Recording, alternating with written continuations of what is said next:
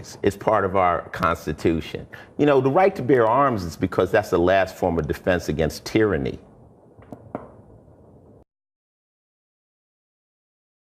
And in Oxford, police are preparing for the what if. We've seen the horrors of Columbine and Virginia Tech, and today state police ran through what they would do if what happened there happened here.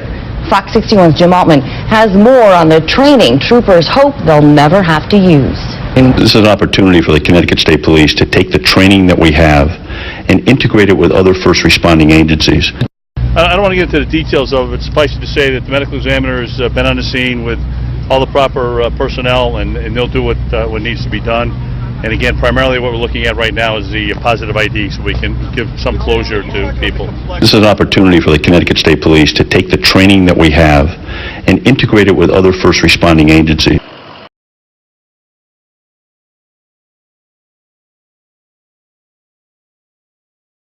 Yes, I'm going to do an assault weapons piece of legislation, and it's going to be strong, and it's going to be definitive, and it's going to ban by name at least 100 military-style semi-automatic assault weapons. How easy it is to purchase weapons at gun shows. Killer weapon. Killing machines. It's a weapon of war. Large ammunition feeding devices. They are military-style. Everybody talking about gun control.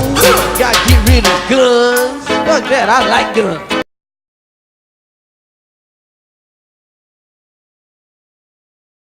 Keep your guns and buy more guns.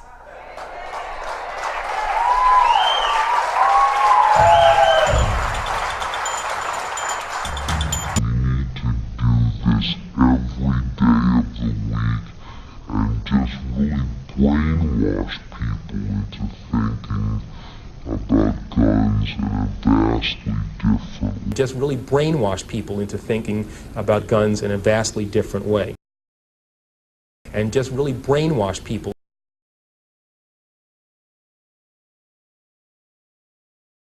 If the feds tried to do that, disarm this country, I said you would see an uprising and maybe a version of the Second American Revolution because of that. Just read the Declaration of Independence. You know, it's right in there. So it was talking about the feds coming in and going into homes. Forcing their way into homes and removing firearms. I mean, the thought is preposterous. But you know what? The thought of it is preposterous, and people are very concerned about it. I mean, this whole idea of identifying gun owners in newspapers and chipping away at these gun rights and getting a registry. I mean, this guy McCarthy, the chief of the third largest police department in the nation, who works for Rahm Emanuel, who's so connected to the White House, is saying, you know what, we should be able to put a chip in your gun. Are you crazy? You know, that's why the American people bristle at the thought of a national gun registry. And if the United States, the White House or anybody, would turn over the name of gun owners in the United States to a foreign nation, to me that would be an act of betrayal on the American people. If the Mexican government deserves anything, it's more facts surrounding, as you opened up with, Fast and Furious, where the United States of America funneled guns across the border into a sovereign nation, into the hands of drug lords, and now those guns are being used to kill Mexican citizens. They should be demanding more answers about that. I agree with you, and I think that they should be angry with this administration for sending those guns in and not telling them about it, all right, because their people were murdered as well. Chairman Mao said that guns were the ultimate source of all political power. He controlled all the guns.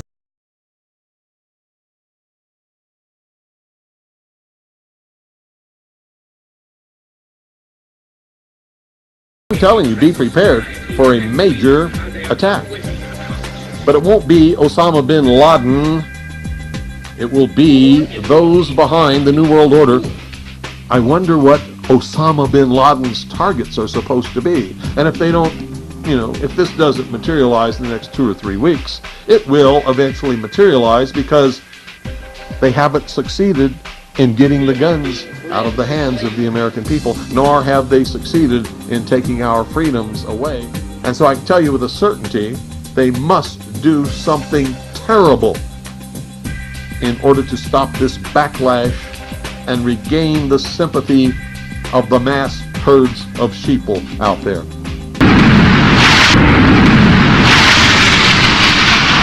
To tell you can't publish a book because you might libel somebody. Nobody tells you can't own an automobile because there might be an accident, and nobody should tell you you can't own a gun because it might be misused. If somebody is liable, they have recourse in the courts. If somebody causes an accident with an automobile, this can be dealt with in the courts. The same way with a gun. If a gun is misused, it should be dealt with in the courts. Unfortunately, government doesn't enforce the law against those individuals who commit violent crimes. 70% of the crimes in this country are committed by individuals who have prior criminal records. This gun sure looks deadly, but it's not the least bit deadly unless I point it at someone and pull the trigger. In the words of Thomas Jefferson, he said that we are endowed by our Creator with certain inalienable rights. And among those rights is our right to defend ourselves, defend our family, and to defend our property. Unfortunately, in every society, there are those individuals who will resort to force to get what they want. It's impossible to have a policeman on every corner to protect us, so therefore it is very important that we maintain the right to defend ourselves. I think it's important that we look at the Second Amendment in context of the entire Bill of Rights. Our freedoms are based on a philosophy called the libertarian philosophy. That means we have a right to own anything we want, including guns, as long as we harm no other person. The Constitution gives us that right. The best way to protect that right is to exercise it. If we sacrifice our liberty in the pursuit of safety, we'll lose our safety and our liberty.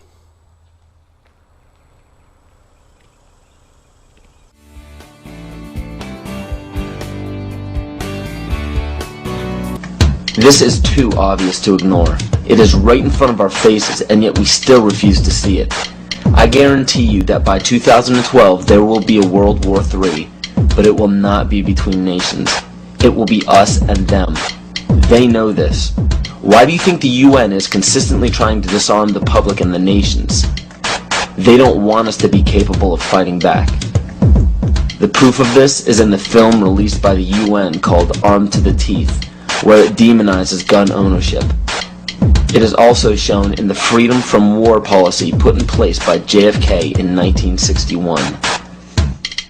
President John Kennedy went to the United Nations, September 1961, and he presented the United States program for general and complete disarmament in a peaceful world during a speech, and he said, "This is the official program of the United States of America. It's a disarmament program. It calls for the United States to turn over its military to the United Nations." Let that sit for a second. It calls for the United States to turn over its military to the United Nations.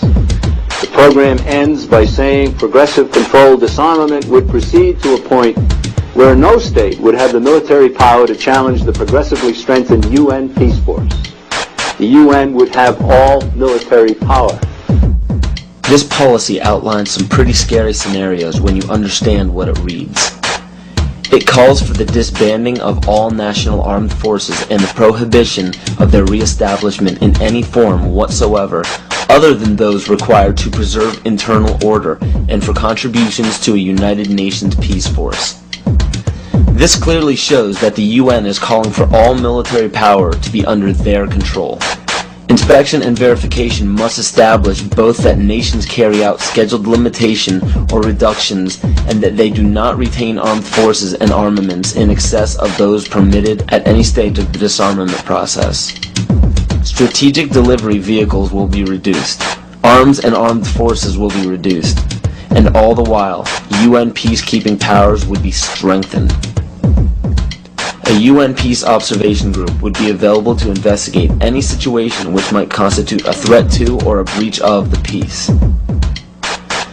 Establishing of a permanent international peace force within the United Nations, and depending on the findings of an experts commission, a halt in the production of chemical, bacteriological, and radiological weapons, and a reduction of the existing stocks or their conversion to peaceful uses. Peaceful uses of biological, chemical, and radiological weapons? Do you see how they are perverting the word peace and making this policy sound unilaterally good? There is no other way to read this publication. It clearly states that all nations will hand over their military forces to a global United Nations military.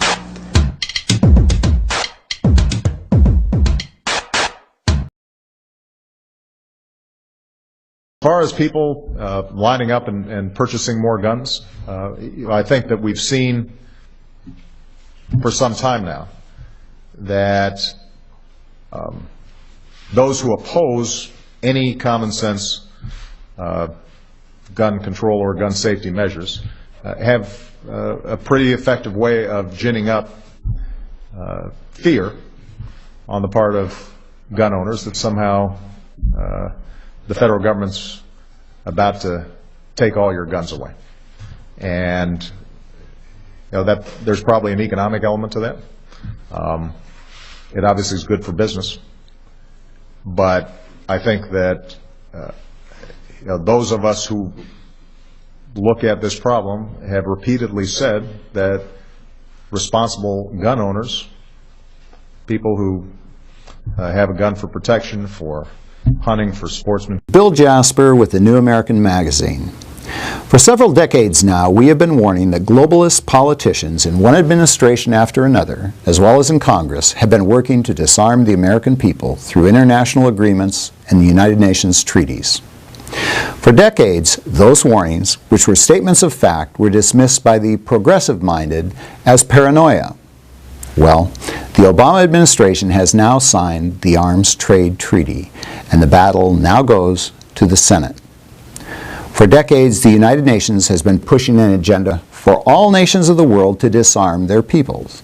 Civilians, that is, individual citizens, must not have recourse to arms, says the UN. Governments must have a monopoly on force. According to the UN, only authorized state parties, that is, governments and their military and police agencies, should be allowed to possess or have access to guns and ammunition. What was the Obama administration's response to the UN's demands for disarmament? On October 14 of 2009, former Secretary of State Hillary Clinton released a press statement on the United States' support for the Arms Trade Treaty. On September 25, 2013, current Secretary of State John Kerry signed it. Obama, Clinton, and Kerry, and many of their like-minded cohorts in government and the media, have been in favor of disarming the American people. Their records show it, even though at times they pretend to defer to their oath of office to defend the Constitution, including even the Second Amendment.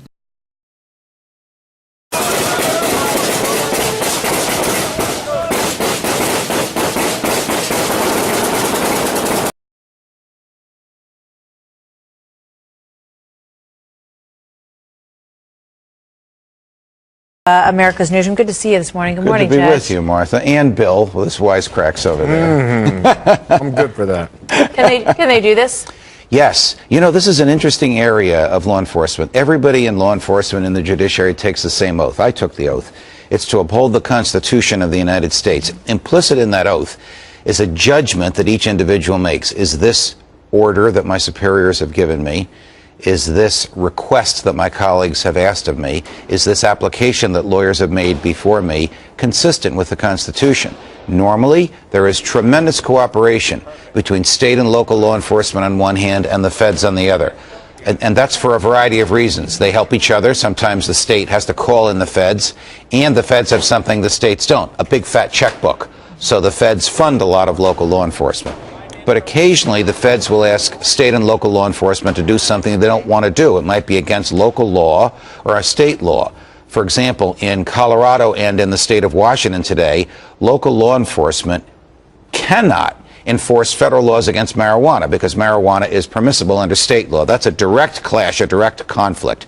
In this particular case with this sheriff, he is, I think, accurately anticipating that the president will seek legislation and sign executive orders that will infringe upon the right to keep and bear arms. Is it a crime for him to refuse to cooperate with the feds? Absolutely not. Does he have the discretion, the lawful ability to refuse to cooperate with the feds? Yes, he does. This is actually a growing movement throughout the country.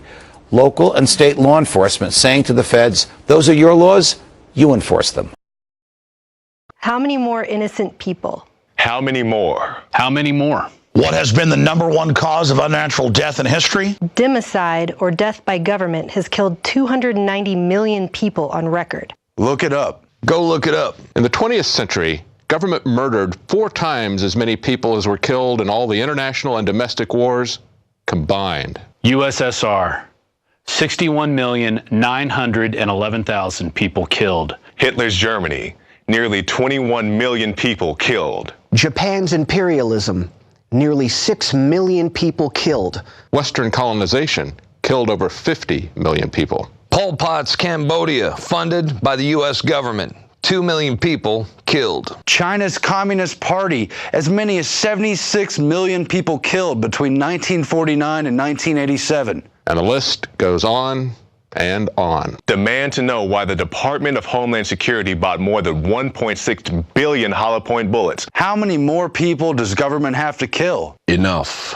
Enough. Demand an end to citizen disarmament. As an American. As an American citizen. As a patriot. For your children. Enough of the people laying down and letting government kill them en masse after disarming them, as they've done throughout history over and over again. Now is the time. It's time. It's time to realize that when the government takes your guns, people die. It's time to realize the biggest threat to you and your family is government. It's time to recognize government is the greatest killer of all time. Demand they show you the word hunting in the Second Amendment. Demand our politicians uphold the Constitution and Bill of Rights as they swore to when they took office. It's time for our leaders to read the Constitution. It's time for our leaders to obey the Constitution. The Constitution. The Constitution. Because a well-regulated militia with 10-round magazines wouldn't last very long. So now you know the most dangerous thing to you and your family in the world